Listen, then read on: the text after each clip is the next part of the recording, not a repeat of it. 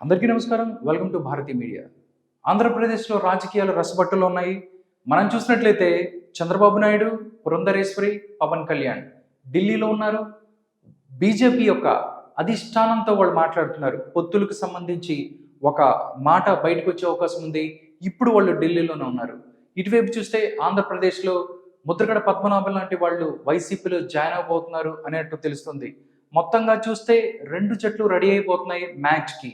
ఈ యొక్క మ్యాచ్ ఎలా ఉండబోతుందంటే ఇటు 11 మంది, ఇటు ఇండియా పాకిస్తాన్ లాగా జట్టులాగా రెడీ అయిపోయి మ్యాచ్కి రెడీ అవుతున్నారు. దీనికి సంబంధించి పొత్తులు ఏదైతే బీజేపీతో Telugu Desam party, Janasena party already కూటమిలో ఉన్నారు. బీజేపీ కూడా యాడ్ అయిన తర్వాత టోటల్గా మనం చూస్తే మొత్తం పేర్లు మారిపోయాయి.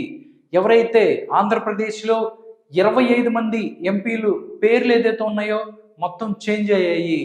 దానికి సంబంధించి కూటమి అభ్యర్థులు ఎవరైతే టీడీపీ, జనసేన, బీజేపీ కూటమి అభ్యర్థుల ఎంపీ లిస్ట్ ఒకటి సర్క్యులేట్ అవుతుంది. ఇవి 25 మంది ఎవరైతే ఉన్నారో వాళ్ళు కొత్తగా చాలా మంది దీంట్లో అభ్యర్థులు వచ్చారు. టోటల్గా ఈ పొత్తు ఫిక్స్ అయిన తర్వాత టోటల్గా కూటమిలోకి వచ్చిన ఎంపీ అభ్యర్థుల లిస్ట్ ఏంటో మనం ఒకసారి చూద్దాం. తెలుగుదేశం పార్టీ, జనసేన పార్టీ, అదేవిధంగా బీజేపీ పార్టీ మొత్తం 25 మంది ఎంపీ లిస్ట్ని ఒకసారి ఇచ్చారు. దీంట్లో మనం ఒకసారి ఫస్ట్ చూసుకున్నట్లయితే శ్రీకాకుళం నుంచి చూస్తే కింజారపు రామ్మోహన్ నాయుడు శ్రీకాకుళం నుంచి పోటీ చేయబోతున్నారు అన్నట్టు తెలుస్తుంది. నెక్స్ట్ విజయనగరం నుంచి కంది చంద్రశేఖర్ రావు ఎవరైతే ఉన్నారో ఆయన పోటీ చేస్తారు. ఆయన అభ్యర్థిత్వం కూడా ఖరారైపోయింది అన్నట్టు తెలుస్తుంది. దాంతోపాటు విశాఖపట్నం నుంచి ఎం శ్రీ భరత్ ఎవరైతే ఉన్నారో ఆయన ఇక్కడి నుంచి పోటీ చేస్తారు అన్నట్లు తెలుస్తోంది. దాంతోపాటు 4వ స్థానం ఏదైతే ఉందో అరకుకు సంబంధించి బీజేపీ తరఫున కొత్తపల్లి గీత ఇక్కడి నుంచి పోటీ చేయబోతున్నారు. దాని తర్వాత అరకు తర్వాత మనం చూస్తే అనకాపల్లి, ఇక్కడ చూస్తే ఇది చాలా ఒక న్యూ అప్డేట్ అని చెప్పొచ్చు. ఇక్కడి నుంచి కొనిదెల పవన్ కళ్యాణ్ ఎవరైతే ఉన్నారో కొనిదెల పవన్ కళ్యాణ్ జనసేన అధ్యక్షుడు ఇక్కడి నుంచి ఎంపీ అభ్యర్థిగా కూడా పోటీ చేయబోతున్నారు అన్నట్టు తెలుస్తుంది. 2 రోజుల నుంచి మనం మీడియా సర్కిల్స్ లో చూస్తే పిఠాపురం నుంచి ఎమ్మెల్యే అభ్యర్థిగా, అదే విధంగా ఎంపీ అభ్యర్థిగా అనకాపల్లి నుంచి పోటీ చేయబోతున్నారు అన్నట్టు తెలుస్తుంది. ఇక్కడి నుంచి మనం చూసుకున్నట్లయితే అనకాపల్లి కొనిదెల నాగబాబు లేదా కొనిదెల పవన్ కళ్యాణ్ ఇక్కడి నుంచి పోటీ చేయబోతున్నారు అన్నట్టు తెలుస్తుంది. యాస్టీజ్గా మనం రాజమండ్రి చూసినట్టయితే ఇక్కడి నుంచి దగ్గుబాటి పురంధరేశ్వరి ఎవరైతే ఉన్నారో బీజేపీ అధ్యక్షురాలు దగ్గుబాటి పురంధరేశ్వరి పోటీ చేయబోతున్నారు. దాని తర్వాత కాకినాడ నుంచి మాత్రం టి ఉదయ్ శ్రీనివాస్ ఎవరైతే ఉన్నారో ఇక్కడి నుంచి పోటీ చేయబోతున్నారు అన్నట్టు తెలుస్తుంది. అమలాపురం మనం చూస్తే గంటి హరీష్ మాథుర్ ఇక్కడి నుంచి పోటీ చేయబోతున్నారు అమలాపురం నుంచి. దాని తర్వాత నర్సాపురం చూస్తే మనం ఎప్పటి నుంచి అనుకుంటున్న పేరే రఘురామకృష్ణరాజు, వైఎస్ఆర్సీపీ రెబల్ ఎంపీ ఎవరైతే ఉన్నారో ఆయన నర్సాపురం నుంచి బీజేపీ అభ్యర్థిగా పోటీ చేసే అవకాశం ఉంది అన్నట్టు చెప్తున్నారు. మనం చూస్తే ఇది కొత్త అప్డేట్. నర్సాపురం తర్వాత మనం చూస్తే ఏలూరు నుంచి భాష్యం రామకృష్ణ టీడీపీ ఎంపీ అభ్యర్థిగా పోటీ చేయబోతున్నారు అన్నట్టు తెలుస్తుంది. గుంటూరు, అదేవిధంగా ఆంధ్రప్రదేశ్, తెలంగాణలో ఉన్నటువంటి భాష్యం విద్యా సంస్థల అధినేత భాష్యం రామకృష్ణ ఎవరైతే ఉన్నారో ఏలూరు నుంచి పోటీ చేయబోతున్నారు అన్నట్టు తెలుస్తుంది. దాంతోపాటు విజయవాడ చూస్తే కేసినేని శివనాథ్, ఇది మనం ముందనుకున్నదే, కేసినేని శివనాథ్ ఇక్కడి నుంచి పోటీ చేయబోతున్నారు. మచిలీపట్నం కూడా ఫిక్స్ అయిన పేరే. మచిలీపట్నం నుంచి వల్లభనేని బాలశౌరి జనసేన పార్టీ తరఫున పోటీ చేయబోతున్నారు ఎంపీ అభ్యర్థిగా. గుంటూరు నుంచి పెమ్మసాని చంద్రశేఖర్ ఎవరైతే ఉన్నారో ఎన్ఆర్ఐ ఉన్నారో, పలు సేవా కార్యక్రమాలు చేస్తున్న ఎన్ఆర్ఐ, ఈయన గుంటూరు నుంచి ఎంపీ అభ్యర్థిగా పోటీ చేయబోతున్నారు. నరసరావుపేట కూడా లావు శ్రీకృష్ణదేవరాయలు ఇక్కడి నుంచి పోటీ చేయబోతున్నారు అన్నట్టు తెలుస్తుంది. దీని తర్వాత నరసరావుపేట తర్వాత మనం చూస్తే ఒంగోలు మనం ఇది కూడా ఇక్కడ కొత్త పేరు ఒకటి వినిపిస్తుంది. ఇక్కడ నుంచి మాగుంట శ్రీనివాసులు రెడ్డి ఒంగోలు నుంచి ఎంపీ అభ్యర్థిగా పోటీ చేస్తారు అనుకున్నారు. కానీ వాళ్ళ అబ్బాయి ఎవరైతే ఉన్నారో మాగుంట రాఘవరెడ్డి ఒంగోలు నుంచి టీడీపీ తరఫున ఎంపీ అభ్యర్థిగా పోటీ చేయబోతున్నారు అన్నట్లు తెలుస్తుంది. బాపట్ల నుంచి మనం చూస్తే ఉండవల్లి శ్రీదేవి అంటే తాటికొండ ఎమ్మెల్యే, వైఎస్ఆర్సీపీ ఎమ్మెల్యే ఉండవల్లి శ్రీదేవి ఎవరైతే ఉన్నారో కొన్ని కారణాల వల్ల తెలుగుదేశం పార్టీలోకి ఆవిడ వచ్చారు. ఆవిడని బాపట్ల నుంచి ఎంపీ క్యాండిడేట్ గా తెలుగుదేశం పార్టీ పోటీ చేయించబోతుంది అన్నట్టు తెలుస్తుంది. ఆ లిస్టులో ఇంకో పేరు కూడా ఉంది.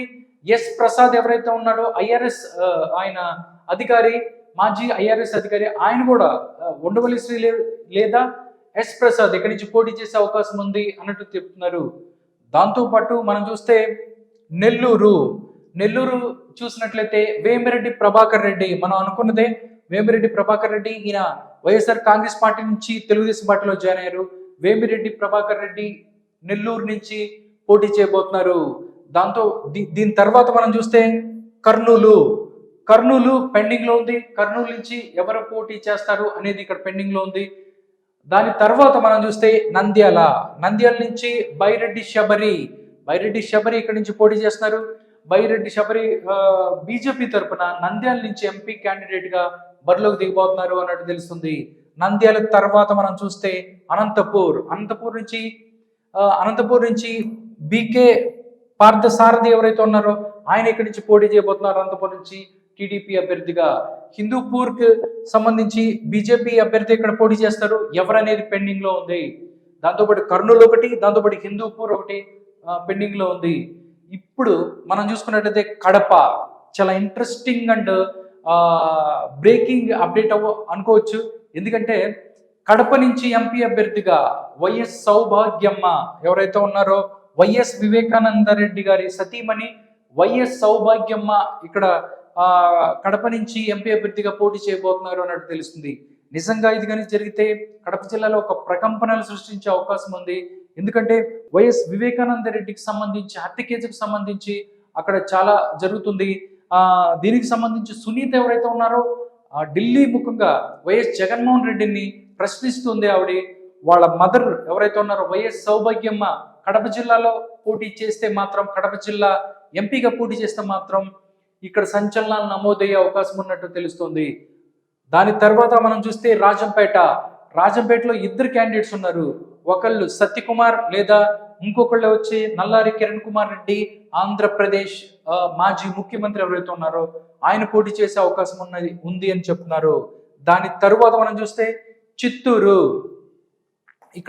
చిత్తూరు నుంచి దగ్గుమల్ల ప్రసాదరావు ఎవరైతే ఉన్నారో ఆయన పోటీ చేసే అవకాశం ఉంది అన్నట్లు తెలుస్తోంది.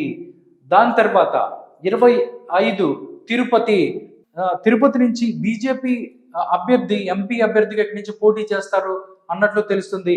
ఇక్కడి నుంచి మనం చూస్తే రత్నప్రభ ఎవరైతే ఉన్నారో రత్నప్రభ లేదా వాళ్ళ అమ్మాయి నిహారిక ఇక్కడి నుంచి పోటీ చేసే అవకాశం ఉంటుంది బీజేపీ నుంచి. ఒకవేళ ఇది టీడీపీకి వస్తే మాత్రం పనబాక లక్ష్మి ఉన్నారు, ఆవిడ ఇక్కడి నుంచి ఎంపీ అభ్యర్థిగా పోటీ చేసే అవకాశం ఉంది.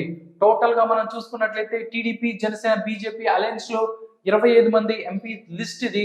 దీంట్లో చాలా కొత్త పేర్లు కూడా ఉన్నాయి. మనం చూస్తే ఏలూరు నుంచి భాష్యం రామకృష్ణ, కడప నుంచి వైఎస్ సౌభాగ్యమ్మ, ఇలా మనం చూసుకున్నట్లయితే కొన్ని పేర్లు అయితే కనిపిస్తున్నాయి.